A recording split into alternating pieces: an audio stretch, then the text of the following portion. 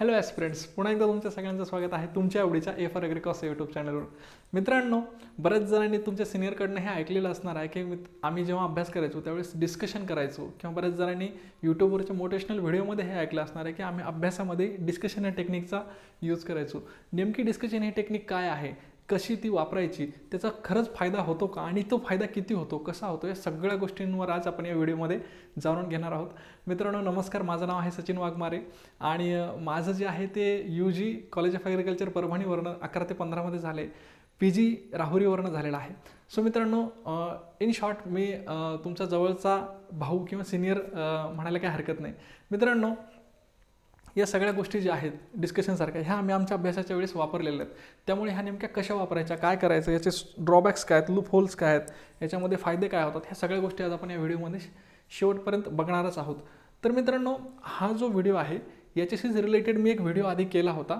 तो व्हिडिओ होता की अभ्यासामध्ये लेस एफर्ट्समध्ये जास्तीत जास्त मार्क्स कसे मिळवायचे. तर discussion is one of the part. तुम्हाला कमीत कमी अभ्यासामध्ये स्मार्ट वर्कमध्ये जर जास्तीत जास्त चांगले मार्क मिळवायचे असतील तर discussion he one of the technique आहे. बाकी काय काय तुम्हाला केलं जाऊ शकतं, याच्यासाठी तुम्हाला रिव्हिजन असेल, ट्रिक्स असतील, ह्या सगळ्या गोष्टीबद्दल मी थोडंसं त्या व्हिडिओमध्ये सुद्धा सांगितलेलं आहे. जर तुम्ही तो व्हिडिओ नसेल पाहिला तर प्लीज बघून घ्या.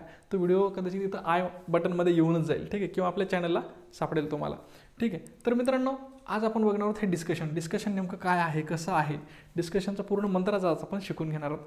मित्रांनो, डिस्कशन म्हणजे काय, तर डिस्कशनची ही काय ऑथेंटिक डेफिनेशन नाही आहे, ही एक डेफिनेशन माझ्या मनातनं आलेली डेफिनेशन आहे. मी याची डेफिनेशन करतो normally. Discussion is the type of group study. Group स्टडीचे अनेक टाईप्स आहेत, त्यापैकी हा एक टाईप आहे which helps to memorise, which motivates to study and which enhances the knowledge. याच्यामधून 3 गोष्टी ॲट अ टाईम होतात.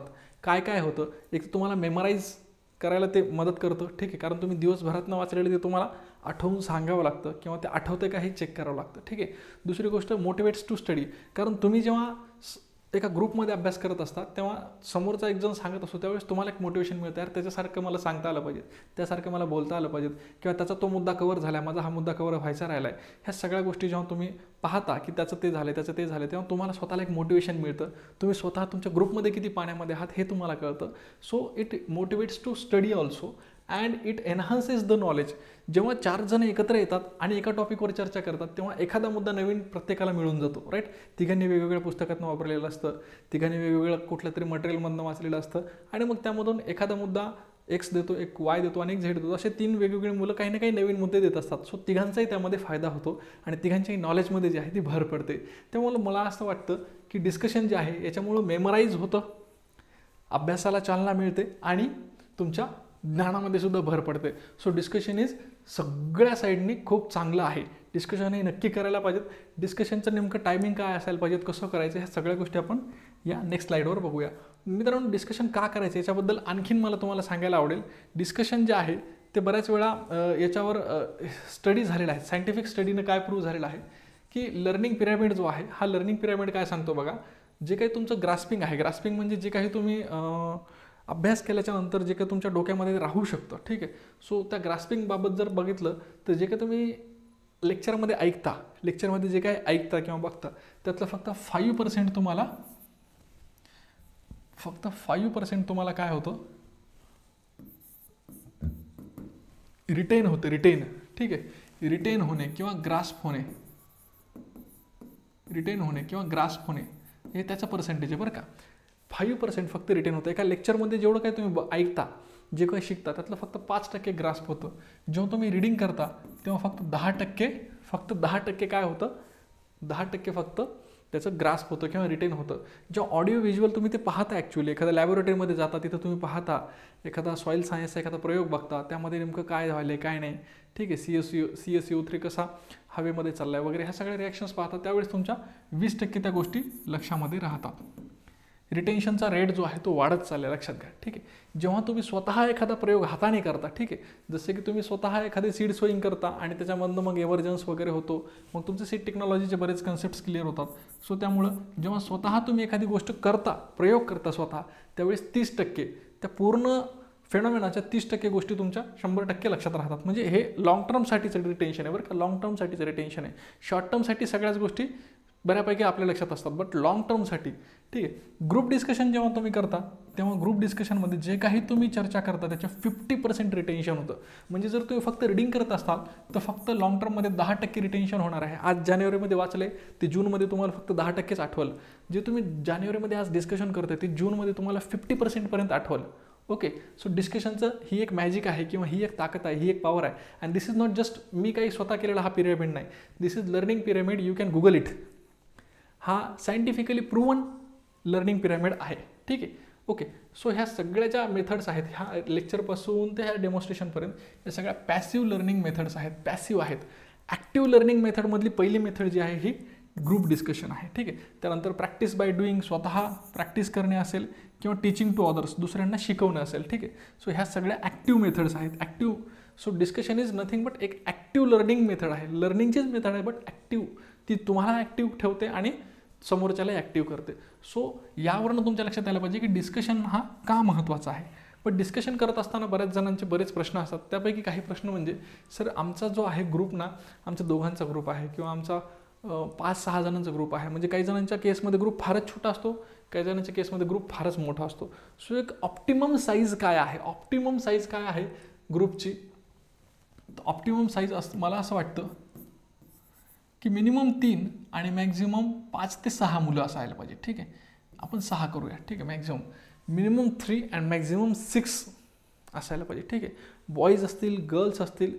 स्पेसिफिक मी तर म्हणतो बॉईजचे वेगळे आणि गर्ल्सचे वेगळे ग्रुप असायला पाहिजेत. बॉईज गर्ल्सचा एकत्र ग्रुप असायला नाही पाहिजेत. स्पेसिफिक MCR PG CETची तयारी करत असताना तुम्ही ज्या वयामध्ये असता त्या वयामध्ये मला नाही वाटत की तुम्ही फार कोऑर्डिनेटली आणि फार कम्फर्टेबली एकत्रितपणे अभ्यास करू शकता. ठीक आहे. बऱ्याच वेळा टाईमचे पण इश्यू असतात. ओके, टाईमबद्दल पण आपण बोलूया. बट मला असं वाटतं की तुम्ही मुलांचे आणि मुलींचे जर सेपरेट ग्रुप केले तर तुम्ही आणखीन कम्फर्टेबली डिस्कशन चांगलं फ्रीली करू शकता. ठीक आहे.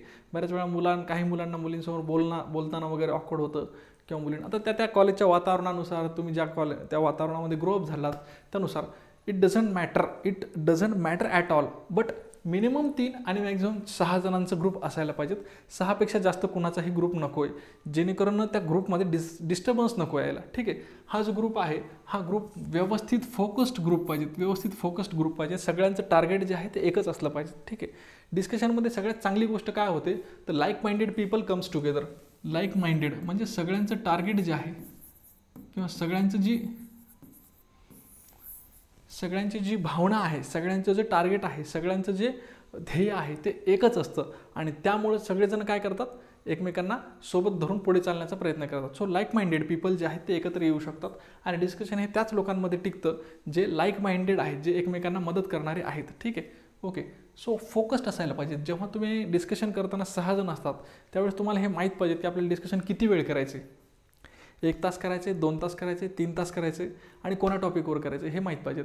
नाहीतर सकाळी काहीच ठरलं नाही, संध्याकाळी येऊन घेऊन बसले पुस्तकं, एकानं ॲग्रोनॉमीचं आणलं, एकानं पॅथॉलॉजीचं आणलं आणि एकानं हॉर्टिकल्चरचं आणलं. डिस्कशन कोणचं करायचं, तू थोडं सांग, मी थोडं सांगतो, तू थोडं सांग, सगळी खिचडीच. ठीक आहे. अशी खिचडी नको व्हायला. सो डिस्कशन जे आहे हे प्रॉपर ठरलेलं पाहिजे तुमचं की आज आपल्याला कशाचं डिस्कशन करायचं आणि किती वेळ डिस्कशन करायचं. जर तुम्ही 2 तास डिस्कशनला देणार असाल तर त्या 2 तासामध्ये फक्त डिस्कशन व्हायला पाहिजेत आणि फक्त त्या विषयाचं डिस्कशन व्हायला पाहिजेत. त्यामध्ये कुठल्याही प्रकारचा बॉलिवूडचा विचार, कुठल्याही प्रकारचा करंट न्यूजचा विचार, कुठल्याही प्रकारे राजकारणाचा विचार डोकं व्हायला नाही पाहिजेत. म्हणजे फालतू गोष्टी नको आहे. ठीक आहे. नो झंझट. ओके, सो असा फोकस्ड जर डिस्कशन तुम्ही करणार असाल तरच तो प्रोडक्टिव्ह ठरू शकतो. ठीक आहे. नाहीतर 4 व्हरायटी हॉर्टिकल्चरच्या एखाद्या क्रॉपच्या पाहिल्या आणि मग त्याच्यावरनं काहीतरी तिसरं निघालं राजकारण, ते राजकारणाकडेच गेलं. ठीक आहे. पुसा नन्ना व्हरायटी वाचली आणि मग पुसावरून आपण दिल्लीला गेलो, मग दिल्लीमध्ये काय चाललं काय नाही तिकडचंच गप्पा मारायला. ठीक आहे. सो असं नको व्हायला. So discussion must be focused, discussion must be motivated. सगळ्या जणांचं जे आहे ते टार्गेट एक पाहिजेत आणि सगळ्या जणांना असं वाटलं पाहिजेत की आपल्याला काहीतरी करायचं आहे, या डिस्कशनमधनं काहीतरी मिळालं पाहिजेत आणि ह्या डिस्कशनमधनं जे काही मिळणार आहे ते आपल्याला पुढे परीक्षेमध्ये आपल्याला कामाला येणार आहे हे तुम्हाला सगळ्यांना माहिती पाहिजेत. याचं एक मोटिवेशन तुमच्यामध्ये पाहिजेत, याचं एक इंट्रिन्सिक मोटिवेशन असायला पाहिजेत. बरं का, इंट्रिन्सिक म्हणजे आतून मोटिवेशन येतं. हे मोटिवेशन जे आहे कोणी बाहेरून नाही देत. सो मोटिवेटेड पीपल जर एकत्र आले, लाईक माइंडेड पीपल एकत्र आले, फोकस्ड पीपल एकत्र आले तर 100% प्रोडक्टिव्ह वर्क होतं. 100% प्रोडक्टिव्ह वर्क होतं. हे डिस्कशन जे आहे हे कन्सिस्टंट पाहिजेत, रेग्युलर. कन्सिस्टंट या शब्दाला खूप व्हॅल्यू आहे, कन्सिस्टंट या शब्दाला. ठीक आहे. तुम्ही 1 तास करताय, 2 तास करताय का 3 तास करताय डिस्कशन, डझंट मॅटर. बट तो तुम्ही रेग्युलर करताय की नाही हे खरंच खूप मॅटर करतं. ठीक आहे, तुम्ही एक तरी तास डिस्कशन करत असाल तरी ते रेग्युलर करणं खूप गरजेचं आहे. अदरवाईज तुम्ही 4 दिवसाला करता, कधी 3 दिवसाला करता, कधी हा टॉपिक संपल्यावर करू, कधी तो विषय संपल्यावर करू, तर या डिस्कशनला काहीही अर्थ नाही आहे. ठीक आहे, त्यामुळं कन्सिस्टंट डिस्कशन, रोज थोडं थोडं थोडं थोडं थोडं डिस्कशन केलेलं कधी पण फायद्याचं असतं. सो कन्सिस्टंट करणं खूप गरजेचं आहे. डिस्कशनमध्ये सगळे शहाणीच मुलं असावं का नाही, काय काय एडे मुलं पण गरजेचे आहेत. ठीक आहे, crazy people are also needed in the discussion. डिस्कशनला जर जास्त फ्रुटफुल करायचं असेल ना, तर आगाव, चाबरे, मुद्दामून काढा करणारे पोरं जे आहेत ते आपल्या डिस्कशनच्या ग्रुपमध्ये असायला पाहिजेत. कारण त्यांचं डोकं इतकं सुपीक असतं ना, ते काही ना काही ट्रिक्स आपल्याला काढतच राहतात. ते काही ना काही शॉर्ट ट्रिक्स बनवतच असतात. काही ना काही छोट्या मोठ्या गोष्टी, काही ना काही क्लुप्त्या काढत असतात. ठीक आहे, सो जे मुलं चंचल आहेत, जे फार चंचल आहेत किंवा जे फार आळशी आहेत, त्या मुलांना 100% तुमच्या ग्रुपमध्ये घ्या. ते काही ना काही तुम्हाला शॉर्ट ट्रिक्स बनवून देत राहतील. 100% त्यांचा 100% फायदा होतो. एक तर त्यांचा फायदा असा होतो की त्यांनी वाचलं नाही वाचलं तरी तुमच्या सगळ्यांच्या सोबत असल्यामुळे ते मोटिवेटेड राहतात आणि त्यांना तुमच्या डिस्कशनमधनं काही ना काही मिळतं. आणि त्यांच्या त्या स्वभावामुळं, त्यांच्या त्या चंचलपणामुळं, त्यांच्या त्या ट्रिक्स करायच्या पद्धतीमुळं, त्यांच्या त्या आगावपणामुळं, त्यांच्या त्या शॉर्टकट शोधण्याच्या याच्यामुळं तुम्हाला ग्रुपमध्ये सगळ्यांनाच मदत होते. So crazy peoples are most important people in the group discussion. ठीक आहे, बट ते इतके क्रेझी असू नयेत की त्यांनी त्यांचंच लावावं आणि तुमचं कोणाचं ऐकूच नाही. ठीक आहे, the craziness should be under control. ठीक आहे, तो क्रिंज कंटेंट जो आहे तो खूप चालतो किंवा क्रिंज कंटेंट जो आहे तो खूप आपल्या लक्षात राहतो. ठीक आहे, राईट. सो तो क्रिंज कंटेंट आपल्याला गरजेचं आहे लक्षात ठेवण्यापुरता, पण तर क्रिंज कंटेंट पाहिजे तुमचा वेळच जर जात असेल तर ते पण काही कामाचं नाही. ठीक आहे, सो हे एका लिमिटपर्यंत ठीक आहे. ओके, जे काही मुलं तुम्ही एकत्र येणार आहात, 5 जण, 6 जण, 3 जण, 4 जण, त्या सगळ्यांमध्ये तुमची कोऑपरेशनची भावना पाहिजेत, मदतीची, सहकार्याची भावना पाहिजे, ना की कॉम्पिटिशनची. ठीक आहे, जर एखाद्याचं डिस्कशन चांगलं होत असेल, फॉर एक्झाम्पल मी इकॉनॉमिक्सचं चांगलं बऱ्यापैकी समजा डिस्कशन घेत असेल, तर समोरच्याला माझ्याबद्दल जिलेस नको व्हायला की यार तू इकॉनॉमिक्स इतकं भारी कसं काय घेतो, मला तर कसं काय जमत नाही. ठीक आहे, उलट त्याच्याकडनं काहीतरी शिकण्यासारखं आहे म्हणून आपण त्याचं ऐकायला पाहिजे. ठीक आहे, मला इकॉनॉमी जमतं तर त्याला ॲग्रॉनॉमी जमत असेल, याला पॅथॉलॉजी जमत असेल, याला हॉर्टिकल्चर जमत असेल, काहीतरी जमत असेल ना. सो ही जी नेचर आहे, कोऑपरेटिव्ह नेचर जर असेल त्या ग्रुपमध्ये जर सहकार्याची भावना असेल तर 100% त्यातून काहीतरी प्रोडक्टिव्ह भेटू शकतं. बट एका लिमिटच्या पलीकडे जर तुमच्यामध्ये कॉम्पिटिशन वाढायला लागलं, जेलस वाढायला लागली, किंवा मी जर रोज डिस्कशन घेतोय आणि मग माझ्याकडे सगळ्यांचा बघण्याचा दृष्टिकोन बदलतोय, तो it will go another way. ठीक आहे, ते वेगळ्या दिशेला जाईल. सो आय थिंक कोऑपरेशन खूप महत्त्वाचं आहे. कोऑपरेटिव्ह नेचर जर तुमच्या सगळ्यांचं असलं रॅदर दॅन कॉम्पिटेटिव्ह तर खूप बेटर राहील. कारण परीक्षेमध्ये तुम्हाला या ग्रुपला हरवायचं नाही आहे, तुम्हाला परीक्षेमध्ये या ग्रुपमधल्या कोणा एका मेंबरला मागं नाही टाकायचे. परीक्षेमध्ये तुम्हाला महाराष्ट्रातल्या सगळ्या मुलांना मागं टाकायचे. परीक्षेमध्ये तुम्हाला स्वतःला फार पुढे घेऊन जायचे. सो स्वतःला पुढे न्यायचं असेल तर स्वतःचे लूप होल्स बघायला लागतात, स्वतः किती पाण्यात आहे हे कळायला लागतं आणि मग स्वतःला थोडं पुढे न्यावं लागतं. तुमचं पहिलं कॉम्पिटिशन स्वतःशी आहे आणि नंतर सगळ्या महाराष्ट्रातल्या मुलांशी आहे. ठीक आहे, तुम्ही या ग्रुपमध्ये कोणाला तरी चांगलं जमते म्हणून त्याच्याशी जेलियस वृत्ती ठेवून काहीही फायदा होणार नाही आहे. कारण तुम्ही त्या ग्रुपमध्ये तुम्हाला जगायचं नाही आहे, तुम्हाला महाराष्ट्रातल्या कॉम्पिटिशनसोबत जगायचं आहे. So cooperative nature is more reliable और मोर फायद्याचं ठरणार आहे दॅन कॉम्पिटेटिव्ह. ओके, चलो नेक्स्ट आहे ड्युरेशन. बऱ्याच जणांचा हा प्रश्न असतो की सर किती करायला पाहिजे डिस्कशन. मी म्हणेल मिनिमम, हे बघा डिस्कशनला तुम्ही बसले ना 1 तास कुठेही जातो, 1 तास आरामशीर जातो. सो डिस्कशन जे आहे हे मिनिमम 2 to मॅक्झिमम 3 आवर्सचं असायला पाहिजे. 3 आवर्सपेक्षा जास्त नको, मिनिमम 2 किंवा मॅक्झिमम 3 आवर्स असायला पाहिजे. ठीक आहे, 2 to 3 hours is more than sufficient. 3 आवर्समध्ये तुम्ही दिवसभराचं सगळंच रीडिंग करू शकता. ठीक आहे, रीडिंग किंवा ते डिस्कशन जे आहे ते घेऊ शकता. ओके, त्यानंतर टॉपिक जो आहे तो तुमचा ठरलेला पाहिजे. त्या टॉपिकवर सगळ्यांचे रीडिंग झालेलं पाहिजे, ॲटलिस्ट वन्स रीडिंग झालेलं पाहिजेत. भले तुम्ही आज दिवसभरामध्ये वेगवेगळे विषय वाचलेले असतील, पण आधी कधीतरी तुमचं ते रीडिंग झालेलं पाहिजे. सो टॉपिक हा खूप महत्त्वाचा आहे. सगळ्यांचा टॉपिक तो कॉमन असला पाहिजे. अदरवाईज एखाद्यासाठी जर तो इरिलेव्हंट असेल तर त्याच्यासाठी तो डिस्कशनचा जो सेशन आहे तो इरिलेव्हंट होऊन जातो. ठीक आहे, त्यामुळं टॉपिक हा सगळ्यांना माहिती पाहिजेत, त्याच्यावर सगळ्यांनी रीडिंग केलेलं पाहिजेत, आधी कधी केलेलं पाहिजे किंवा त्या दिवशी केलेलं पाहिजेत. आणि त्या दिवशी जर केलेलं असेल तर डिस्कशन आणखीन जास्त प्रोडक्टिव्ह होतं. बघा बऱ्याच जणांना असाही अनुभव येतो, माझा स्वतःचा असा अनुभव आहे की डिस्कशन करत असताना सुरुवातीला फार ते बोर होतं किंवा असं वाटतं की याच्यातून तर काहीच भेटत नाही यार, याच्यापेक्षा मी जर वाचत बसलो नाही 3 तास तर 100% मला काही ना काही भेटत असं वाटतं. सो सुरुवातीला ते लेस प्रोडक्टिव्ह वाटतं. सुरुवातीला ते लेस प्रोडक्टिव्ह वाटतं, ठीक आहे. बट जसं तुम्ही त्याची प्रॅक्टिस करत जाता, जसं तुम्ही ते त्याची सवय लावून घेता स्वतःला, त्यावेळेस तुमच्या कळत न कळत काही मुद्दे असे तुमच्या डोक्यामध्ये झिरपत जातात, ते तुम्हाला डायरेक्ट परीक्षेमध्ये एकदम अवघड काळामध्ये, एकदम टेन्स काळामध्ये ते तुम्हाला लक्षात येतात. सो लेस प्रोडक्टिव्ह जरी सुरुवातीला वाटत असेल तरी तुम्हाला ते थोडंसं संयम ठेवायचा, थोडासा पेशन्स ठेवायचा बरं का. बऱ्याच जणांच्या बाबत असं होतं, ते पेशन्स नाही ठेवत आणि मग पहिल्या 2-3 दिवसात ग्रुपच्या बाहेर लेफ्ट होतात, ठीक आहे. सो पेशन्स खूप महत्त्वाचे आहेत, पेशन्स ठेवा. ग्रुप डिस्कशन हे खरंच फ्रुटफुल आहे, एवढे जण सांगतात तर 100% आहे, ठीक आहे. 15 दिवस, महिनाभर तुम्ही ग्रुप डिस्कशन करा, त्याच्यातून जर तुम्हाला काही फ्रुटफुल वाटत नसेल तर तुम्ही तुमचा मार्ग निवडा. असं नाही की ते सगळ्यांना सूट होतं, बट 90% लोकांना ते सूट होतं. बट त्यासाठी तुम्हाला थोडंसं आधी त्या हॅबिटमध्ये यावं लागतं, ठीक आहे. त्याच्यानंतर दुसरा मुद्दा असा आहे, डिस्कशन करत असताना आपण टॉपिकचं तर बोललो ना, हां, ड्युरेशनचंही बोललो. आणखीन काय वाटतं तुम्हाला डिस्कशनच्या बाबतीत? जर तुम्हाला काय वाटत असेल तर तुम्ही कमेंट करा. डिस्कशन करत असताना ते प्रोडक्टिव्ह ठरलं पाहिजेत, म्हणजे त्यासाठी तुम्ही विषय भटकला नाही पाहिजेत, काटेकोरपणे तुम्ही तेवढंच बोललं पाहिजे, ठीक आहे. ह्याच्यामध्ये एक जण कोणीतरी जो काही डिस्कशन करत आहे, ठीक आहे, कसं करायचं तर एकाने आज जो काही पॉईंट असेल समजा फॉर एक्झाम्पल आज फोटोसिंथेसिस आहे, ठीक आहे. सो फोटोसिंथेसिस असेल किंवा रेस्पिरेशन असेल, जे काय असेल त्याचे मेन फक्त हेडलाईन्स वाचायचे आणि हेडलाईन्सच्या अंडर काय झाले, नेमके त्याचे काय टॉपिक्स आहेत, त्याचे फेनॉमेनॉन काय आहे. फोटोसिंथेसिस म्हटल्याच्यानंतर फोटोसिंथेसिस कुठं होतं? सेलमध्ये होतं. सेलमधल्या कुठल्या भागामध्ये होतं, त्याचे कुठले ऑर्गन्स त्याच्यामध्ये इन्व्हॉल्व असतात, कुठले एन्झाईम्स त्याच्यामध्ये इन्व्हॉल्व असतात, कुठल्या एन्झाईमचा कुठं रोल येतो, या सगळ्या गोष्टी तुम्हाला आपल्या साध्या भाषेमध्ये सांगायचे, ठीक आहे. तुम्हाला हे इंग्लिशमध्ये नाही करायचे, हे तुम्हाला मराठीमध्ये तुमच्या लोकल लँग्वेजमध्ये करायचे. तुम्हाला समजलं असं ते करायचं, समोरच्याला समजलं असं तुम्हाला समजून सांगायचं समोरच्याला, ठीक आहे. सो ते हे करत असताना जर समोरच्याला एखादा नवीन मुद्दा वाटला की अरे ह्याच्यात हे दिलं नाही बरं का, त्या पुस्तकामध्ये सुंदामध्ये हे नाही दिलं, कात्यांमध्ये हे दिले, तर ते लगेच ॲड करता आलं पाहिजे, ठीक आहे. सो अशा प्रकारे जर हेल्दी डिस्कशन जर तुम्ही केलं तर 100% इट विल फ्रुटफुल, ठीक आहे. हेल्दी डिस्कशन बोलतोय, पुन्हा एकदा हेल्दी डिस्कशन म्हणतोय. सो हेल्दी डिस्कशन जर तुम्ही डेली केलं तर हे 100% तुम्हाला फळ देऊन जाईल. हे सगळ्या गोष्टी जर तुम्ही ठेवल्या लक्षामध्ये, ग्रुप साईज जर मेंटेन व्यवस्थित ठेवली, त्याच्यानंतर फोकस जर मोटिवेटेड आणि कन्सिस्टंट मुलं जर तुम्ही सोबत ठेवले, काही क्रेंज कंटेंट देणारे मुलं सोबत ठेवले, कोऑपरेशनची भावना ठेवली, ड्युरेशन व्यवस्थित छोटं 2 तासाचं मात्र रेग्युलर जर तुम्ही केलं, टॉपिक सगळ्यांना माहीत असणारा, रँडम डिस्कशन नाही करायचे, फालतू डिस्कशन नाही करायचे, रँडम, ठीक आहे. ठरवलेला टॉपिकच बोलायचा फक्त, ठीक आहे. आणि पेशन्स जर तुम्ही ठेवले आपल्या लोकल लँग्वेजमध्ये आणि हेल्दी डिस्कशन जर तुम्ही केलं तर 100% तुम्हाला ते फ्रुटफुल ठरेल.